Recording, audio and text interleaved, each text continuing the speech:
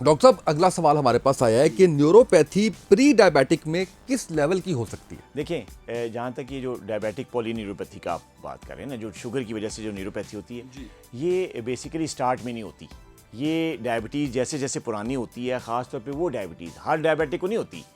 जिसकी डायबिटीज़ पुरानी हो और जितना अरसा गुजर चुका हो, वो सब अनकंट्रोल्ड रहा हो, यानी शुगर लेवल कभी भी 200 से नीचे ना आया हो, फास्टिंग भी कभी भी जो है वो 130 से नीचे ना आया हो, रैंडम भी 200 से ऊपर रहा हो, और HbA1c कभी भी उनकी 7 से या 7.5 से नीचे ना आई हो, उसको हम कहते हैं कि ये अनकंट्रोल्ड है।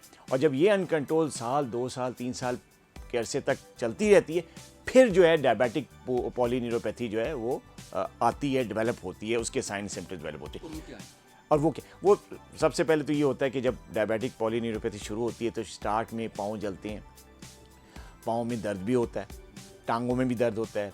इसके अलावा ब्रेन फॉग, जैसे मैंने पहले भी कई वीडियो में जिक्र किया था कि नींद सही तरीके से नहीं आती, दिमाग सोता नहीं है, सोचता रहता है और ख्यालात कुछ और आते रहते हैं। बंदा वैसे सो रहा होता है लेकिन उसका दिमाग जो है वो जाग रहा होता है। ये चीज़ भी जो है न्यूरोपैथी के स्टार्ट में होती है। प्लस पाँव का सुनपन भी शुरू हो जाता है। कभी कभी उंगलियां या कभी कभी आधा पाँव, कभी पूरा पाँव थोड़ी देर के लिए नम हो जाता है।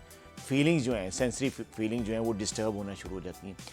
रेस्टलेस लेग्स, कभी कभी इतनी पाँव में बेचैनी होती है रात को कि सोया नहीं जाता, नींद आ रही होती है लेकिन पाँव की बेचैनी या उसमें जलन या उसमें एक बेचैनी सी जो है वो सोने नहीं देती। बंदा इधर उधर करवट बदलता रहता है, पाँव मलता है, कभी कभी तेल लोग मलना शुरू कर देते हैं। ये चीज़ें भी न्यूरोपैथिक सिम्टम्स हैं। दूसरा ये कि पाँव कभी कभी ठंडे हो जाते हैं, यानी जो है ना वो सख्त सर्दियों में भी जो है वो लोग जो है वो कहते हैं कि यार हम तो कंबल लेके और मतलब जो है ना उसको किसी भी कवर किया हुआ है, जिस्म गर्म है लेकिन पाँव ठंडे। इसी तरह जो है वो सर्दियों में जो है वो भी जो है वो बाज़ औक़ात गर्म फीलिंग होती है, पाँव गर्म रहते हैं। और वो सर्दियों में भी, सख्त सर्दी में भी जो है वो कंबल डालना पड़ता है, या मतलब सख्त सर्दियों में भी कंबल से बाहर पाँव रखने पड़े, इतने सख्त किस्म के जो है ना वो उनको ना गर्म हो जाते हैं। और वो ये बेचैनी दोनों इंतहाओं पे ही है। तो ये वो सिम्टम्स है जो होते हैं, लेकिन ये होते हैं डायबिटीज़ जब अनकंट्रोल्ड है, जब वो काफ़ी प्री डायबिटीज़, क्योंकि बॉर्डर लाइन स्टेज होती है, पहली स्टेज होती है डायबिटीज़ की, तो उनमें ये सिम्टम्स नहीं आते। लेकिन अगर आते हैं, समझ किसी को प्री डायबिटीज़ में भी पाँव की जलन होती है, लेकिन वो वक्ती होती है। अच्छा। वो जब शुगर लेवल हाई होता है, पाँव जले, थोड़े से सुनपन महसूस हुआ और जैसे ही शुगर लेवल नॉर्मल हुए वो ठीक हो गया। ये वो डायबिटिक पॉलीन्यूरोपैथी नहीं होती, ये बल्कि ये नर्व की ब्लड सप्लाई में थोड़ी सी देर के लिए थोड़ा सा वो आती है डिस्टर्बेंस, जिसकी वजह से नर्व्स जो हैं वो थोड़ी सी कमज़ोर हो जाती हैं, और जब शुगर लेवल नीचे आता है तो नर्व्स के ये सिम्टम्स रिमूव हो जाते हैं, बगैर किसी दवाई के, बगैर किसी से वो ठीक हो जाती है। तो डायबिटिक में जो प्री डायबिटीज़ स्टेज होती है उसमें पॉलीन्यूरोपैथी डेवलप नहीं होती। हाँ, ये हो सकता है कि प्री डायबिटीज़ बहुत अरसे तक चली है, काफ़ी अर्सा 2 साल हो गए, 3 साल वहीं पे खड़ी हुई है, तो उसमें फिर ये आहिस्ता आहिस्ता ये सिम्टम्स आ सकते हैं। ओके, और इसका कोई इलाज और वो चीज़ें जो है वो कि जो प्री डायबिटिक स्टेज में अगर न्यूरोपैथिक सिम्टम्स आ रहे हैं, सुनपन हो रहा है या जलन हो रही है, तो उसमें बेसिकली आपको ना शुगर लेवल्स पे नज़र रखनी है।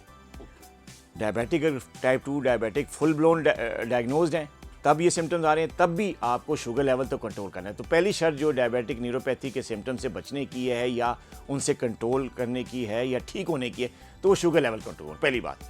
दूसरा सबसे बड़ा फैक्टर है वो ब्लड प्रेशर। अगर आपकी डायबिटीज़ है और डायबिटिक पॉलीन्यूरोपैथी का आप शिकार हो रहे हैं, सिम्टम्स आ रहे हैं, तो आपको ब्लड प्रेशर जो है वो कंट्रोल में रखना है शुगर लेवल के साथ साथ। 2 चीज़ें। तीसरी चीज़ जो है वर्जिश। इसमें एक तो वॉक तो आप करेंगी, वो ज़ाहिर एडवाइजेबल है, शुगर लेवल कंट्रोल करने के लिए आपको फिजिकली एक्टिव लाइफस्टाइल तो करना ही करना है। लेकिन जब न्यूरोपैथिक सिम्टम्स आते हैं खासतौर पाँव में, तो उसमें कुछ पाँव की एक्सरसाइजेज होती हैं, वर्जिश होती हैं, जो कि आपको करनी पड़ती हैं। जिसमें सोलियस पंप वाली एक्सरसाइज जो मैंने एक दफ़ा वीडियो में शायद जिक्र भी किया है, जी नेट से भी आप लिखें न्यूरोपैथिक एक्सरसाइजेज तो आपको बड़ी बेइंतहा वीडियोज़ मिल जाएंगी। तो वो आपने एक्सरसाइजेज करनी है, वॉक अलग से करनी है, ये एक्सरसाइज अलग से करनी है। प्लस आखिर में सप्लीमेंटेशन होती है। कुछ ऐसे न्यूट्रिएंट्स हैं, कुछ ऐसे वाइटामिन हैं जो कि नर्व टॉनिक समझे जाते हैं, तो उनका अगर आपको आप डाइट में आ जाएं तो बहुत अच्छी बात है। अगर वो नई डाइट आप इस तरह की ले पा रहे, नहीं ले रहे, नहीं पूरे लेवल्स हो रहे वाइटामिन्स के, तो फिर आप उनके सप्लीमेंट्स ले लें। जैसे सबसे इंपॉर्टेंट, सबसे ज़रूरी वाइटामिन है वाइटामिन B12। B12 को नर्व टॉनिक का नाम दिया जाता है। और अगर आपको न्यूरोपैथी डेवलप हो रही है तो हमारा सबसे पहले काम ये होता है कि हम B12 के लेवल्स चेक करते हैं। लेवल्स ना भी अगर हम चेक करें तो हम B12 की सप्लीमेंटेशन स्टार्ट करते हैं। अच्छा, कुछ ग़िज़ाएँ जिसमें B12 होता है? हाँ, कुछ ग़िज़ाएँ, ये बहुत अच्छा क्वेश्चन है। बहुत सारी ऐसी ग़िज़ाएँ हैं जिसमें B12 होता है, लेकिन अक्सर लोगों को देखा है जो कि ये ग़िज़ाएँ इस्तेमाल नहीं करते हैं। मसलन सबसे ज़्यादा जो B12 में जो ग़िज़ा होती है वो गोश्त में होती है, ख़ास तौर पे एनिमल जो मीट होता है, बड़ा गोश्त, छोटा गोश्त। मैं एडवाइस करता हूँ जिन लोगों को न्यूरोपैथिक सिम्टम्स होते हैं कि जो बकरे की कलेजी होती है, ये हफ्ते में 1 दफ़ा या 2 दफ़ा बकरे की कलेजी लाजमी खाएं।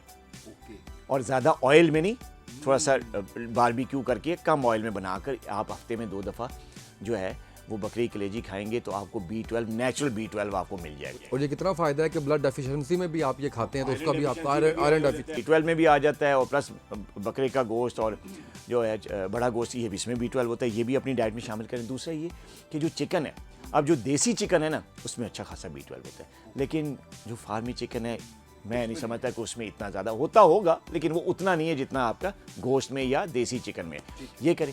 अंडों को आप इस्तेमाल कर सकते हैं, उसमें भी B12 है। इसके अलावा सारे फ्रूट्स जैसे एप्पल है, इसके अलावा गुआवा है, आड़ू है, ये अच्छा खासा सोर्स है। वेजिटेबल्स, ग्रीन लीफी जो वेजिटेबल्स हैं वो बड़ा अच्छा सोर्स है विटामिन B12 का। सारे विटामिन B कॉम्प्लेक्स फैक्टर्स उसमें होते हैं, और भी आयरन वगैरह भी होता है, फॉलिक एसिड भी होता है, वो भी हेल्प करता है जो है वो न्यूरोपैथिक सिम्टम्स में।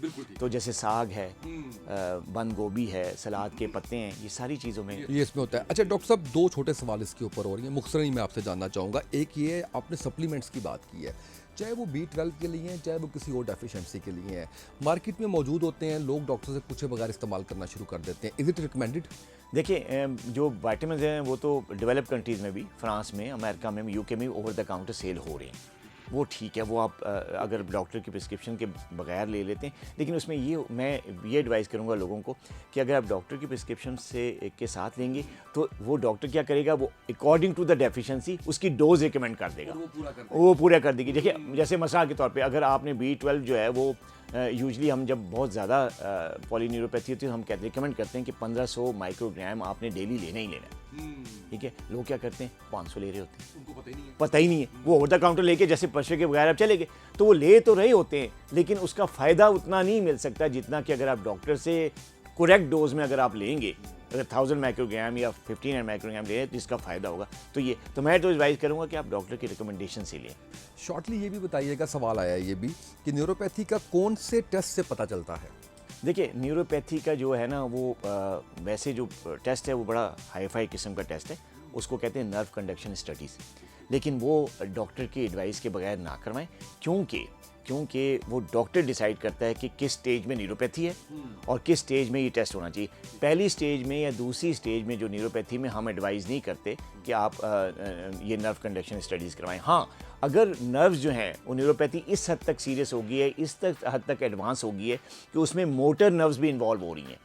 मोटर नर्व्स जो पावर देती हैं, जो मसल के जो पावर है, जो कॉन्ट्रैक्शन है, वो डिस्टर्ब हो रही है, आपको इस हद तक वीकनेस आ रही है, न्यूरोपैथी हो रही है कि आपसे चला नहीं जा रहा, आपसे उठा नहीं जा रहा आपके पाँव से, तो उस सूरत में फिर हम नर्व कंडक्शन स्टडी करवाएं।